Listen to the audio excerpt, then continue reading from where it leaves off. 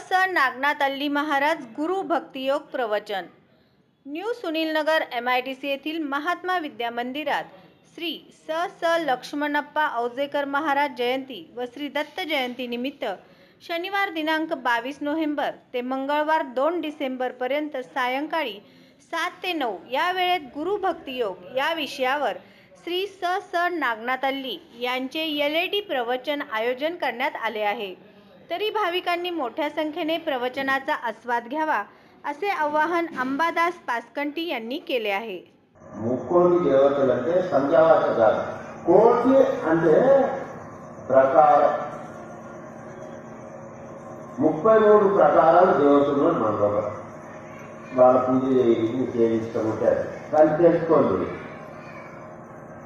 మరి అన్ని ముక్కోటి దేవతలు ఎవరు వీళ్ళందరూ ఒక్క తత్వం కాంతి నిర్మాణమే ఆ తత్వం పేరునది పరబ్రహ్మ అర్థం సరిగ్గా చేసుకోండి ఒక్క పరబ్రహ్మ తత్వం కాంతి అందరు దేవతలు నిర్మాణమే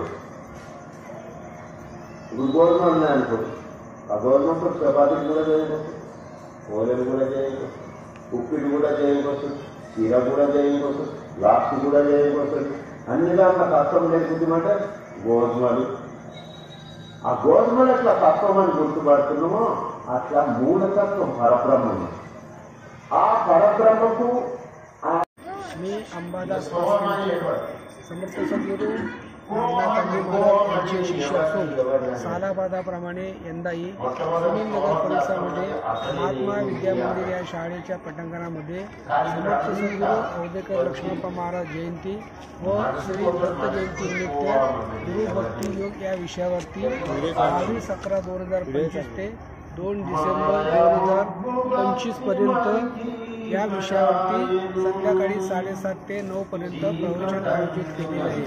प्रवचनापूर्वी संध्याकाळी 7 वाजता 7 ते 7:30 वाजेपर्यंत समर्थ सद्गुरू भाऊसाहेब भजनी मंडळ यांचा भजनी कार्यक्रम पार पडतो। त्यानंतर महाराजांचा व्हिडिओद्वारे प्रवचनास प्रवचन सुरुवात होईल आणि 9 वाजता समाप्ती होईल।